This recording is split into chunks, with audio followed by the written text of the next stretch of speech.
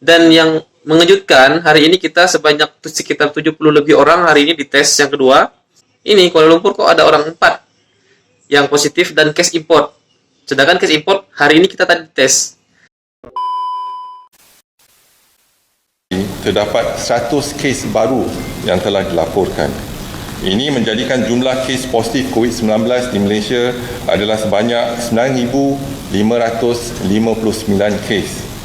Bismillahirrahmanirrahim. Assalamualaikum warahmatullahi wabarakatuh. Selamat malam teman-teman. Berita mengejutkan 2 jam yang lalu bahwa Malaysia hari ini per tanggal 8 September 2020 meningkat ada 100 case baru positif COVID-19 di Malaysia, seluruh Malaysia ya. Jadi ini sebenarnya cukup mengejutkan juga karena ada beberapa klaster baru yang muncul. Yang pertama itu di Kedah, Sabah juga katanya ada klaster baru, dan juga Perlis, kalau Perlis masih sedikit. Di Sabah ini yang paling banyak warga negara dan bukan warga negara ada 30-an. Jadi buat teman-teman yang akan mungkin masuk ke Sabah, hati-hati di sana, berarti ini sudah mulai menyebar banyak ya. Karena warga negaranya aja sampai 30 lebih, dan bukan warga negaranya ada 30 juga yang positif. Dan itu transmisi lokal. Dan sebanyak 85. Lalu yang transmisi import maksudnya seperti kami-kami yang baru masuk Malaysia. Nah, ini disebutnya case import. Itu ada sebanyak 15. Untuk warga negara ada 2 di Kuala Lumpur dan Selangor. Selangor ini 1 orang. Dan bukan warga negaranya, di Selangor ada orang 8. Orang India 6 yang positif, Indonesia 1, Pakistan 1. Indonesia selalu nyumbang ya. Dan ada lagi 1 yang mengejutkan di Kuala Lumpur. Kuala Lumpur ini ya, wilayah kami ini Kuala Lumpur. Ada 4 yang positif hari ini. Dan di Negeri 9 1 orang India.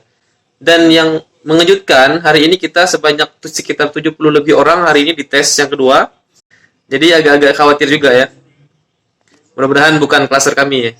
Bukan grup kami yang datang kemarin yang positif ini. Karena berisiko juga jadinya kami.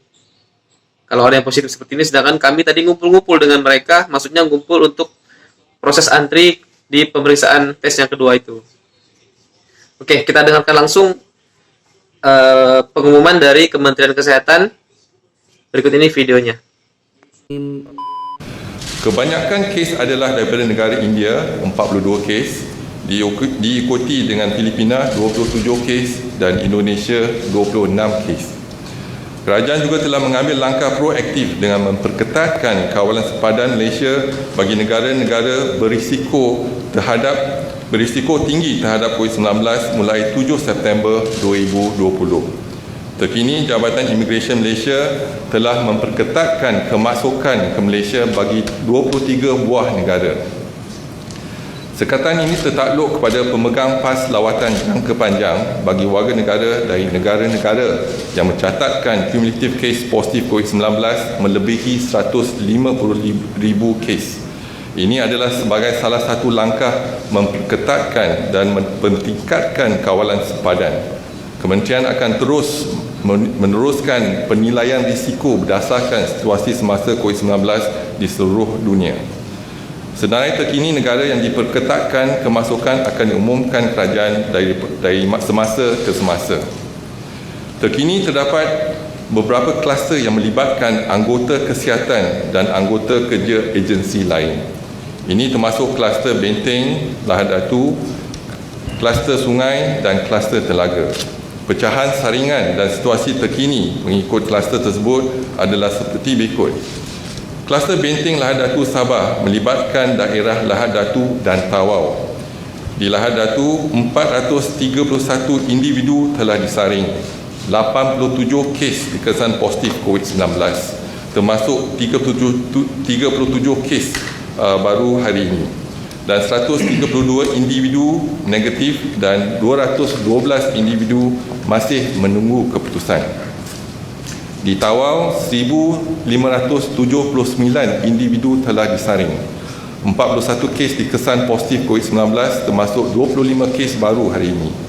425 individu didapati negatif dan 1,113 individu masih menunggu keputusan. Untuk kluster sungai melibatkan negeri Kedah dan Perlis, di negeri Kedah 470 individu telah pun disaring dan 25 kes dikesan positif COVID-19 termasuk 22 kes baru pada hari ini. 31 individu didapati negatif dan 414 individu masih menunggu keputusan. Di negeri Pulau Pinang, 5 individu telah disaring, tiada kes dikesan positif COVID-19 dan 5 individu masih menunggu keputusan. Di negeri Perlis, 4 individu telah disaring dan 1 kes dikesan positif COVID-19 iaitu termasuk kes pada hari ini. Dan 3 individu masih menunggu keputusan. Dan untuk kluster telaga pula melibatkan negeri Kedah iaitu 4,410 individu telah pun disaring. 10 kes dikesan positif COVID-19 dan tiada kes baru pada hari ini. 4,347 individu didapati negatif dan 53 individu masih menunggu keputusan. Di Pulau Pinang, 46 individu telah pun disaring. Tiada kes dikesan positif COVID-19 dan 46 individu adalah negatif. Kementerian Kesihatan ingin memaklumkan bahawa nilai R0 ataupun yang kita katakan RT telah meningkat kepada 1.72 di Malaysia. RT yang dicatatkan pada 2 minggu lepas hanya 0.72. Peningkatan ketara ini memberi gambaran situasi risiko berlakunya lebih banyak transmisi di dalam komuniti. Berdasarkan penilaian yang dijalankan oleh kementerian, terdapat juga peningkatan pergerakan masyarakat di dalam komuniti. Masyarakat kemungkinan kian leka dan tidak mengendahkan prosedur operasi standard iaitu SOP yang telah ditetapkan. Nasihat-nasihat yang telah diberikan mulai diambil ringan dan ini termasuklah juga oleh petugas barisan hadapan di kalangan petugas kesihatan dan juga agensi-agensi lain. Petugas barisan hadapan sememangnya mempunyai risiko yang tinggi untuk dijangkiti oleh penyakit COVID-19 atau lain-lain penyakit berjangkit ketika di fasilitis kesihatan. Ini tidak kiralah di fasilitis kerajaan ataupun swasta. Selain itu, petugas kesihatan juga boleh mendapat jangkitan semasa berada dalam komuniti, iaitu sama seperti individu yang lain di dalam masyarakat. Justru pematuhan 100% terhadap garis panduan amalan klinikal dan tata cara pengurusan semasa bertugas dan juga semasa tidak bertugas adalah amat penting. Ketidakpatuhan akan mengakibatkan penularan jangkitan COVID-19. Misalnya, hari ini terdapat seorang anggota kesihatan pada kluster sungai yang didapati telah menjangkiti 7 orang ahli keluarganya. Mengambil iktibar daripada kejadian ini, kementerian menegesa semua petugas kesihatan, petugas barisan hadapan, pelbagai agensi dan juga semua lapisan masyarakat untuk mengambil serius situasi COVID-19 dalam negara. Ambillah langkah berjaga-jaga untuk menjaga diri kita dan keluarga kita pada setiap masa. Kementerian ingin menasihatkan orang ramai agar terus patuh kepada saranan dan nasihat-nasihat kesihatan yang sering ditekankan. Jadikanlah nasihat-nasihat ini satu kebiasaan baru dalam kehidupan seharian. Elakkan 3S atau 3C, iaitu elakkan kawasan yang sesak, crowded places. Elakkan kawasan yang sempit, confined spaces. Dan elak sembang atau bertutur dengan jarak yang dekat, close conversation. Amalkan 3W, iaitu kerap mencuci tangan dengan air dan sabun, memakai alat pelitup muka di tempat awam yang telah diwajibkan oleh pihak Majlis Keselamatan Negara mulai 1 Ogos 2020 atau jika bergejala, dan amaran daripada Kementerian Kesihatan yang lebih berkonsep peringatan seperti elakkan bersalaman dan bersentuhan, termasuk salaman secara fist bump. Yang kedua ialah amalkan etika batuk dan bersin yang betul. Dapatkan rawatan segera jika bergejala. Duduk di rumah dan elakkan kunjung-mengunjung. Lakukan aktiviti disinfeksi dan pembersihan di kawasan yang kerap disentuh. patuh kepada SOP dengan norma baru, iaitu S, syarat-syarat seperti yang ditetapkan di bawah Perintah Kawalan Pergerakan Pemulihan. O ialah orang berisiko tinggi seperti kanak-kanak, warga emas dan orang kurang upaya perlu dilindungi. Manakala individu tidak sihat dan bergejala dikehendaki segera menjalani pemeriksaan kesihatan. Q ialah penjarakan fizikal. Sekurang-kurangnya 1 meter diamalkan pada setiap masa. Kementerian akan terus memantau perkembangan kejadian jangkitan di dalam negara dan juga luar negara melalui maklumat yang diperolehi daripada pihak Pertubuhan Kesihatan Sedunia. Orang ramai akan sentiasa dimaklumkan sebarang perkembangan terkini dan kementerian akan memastikan langkah pencegahan dan kawalan dilaksanakan secara berterusan. Seterusnya, laporan jumlah kumulatif ujian COVID-19 di kalangan warga asing setakat 8 September 2020 adalah sejumlah 79,218 individu. Jumlah kes positif dikesan adalah 2,863 kes, iaitu kes tempatan ialah 2,633 dan kes import ialah 230. Daripada jumlah 2,863 kes, hanya 128 kes masih dirawat dan diasingkan di hospital Kementerian Kesihatan. 1 kes masih dirawat di unit rawatan rapi dan jumlah kes kematian kekal 6 kes, iaitu bersamaan dengan 0.21%. Laporan jumlah kumulatif rakyat Malaysia dan pemastautin tetap yang pulang dari luar negara dari 3 April hingga 8 September 2020 dan dikesan positif COVID-19 adalah sejumlah 989 kes.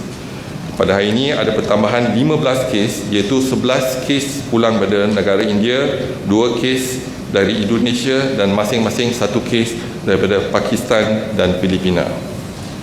Dimaklumkan, laporan kluster depo tahanan imigresen sehingga 8 September 2020. 4 depo tahanan imigresen telah pun tamat tempoh pengawasan untuk tempoh 28 hari.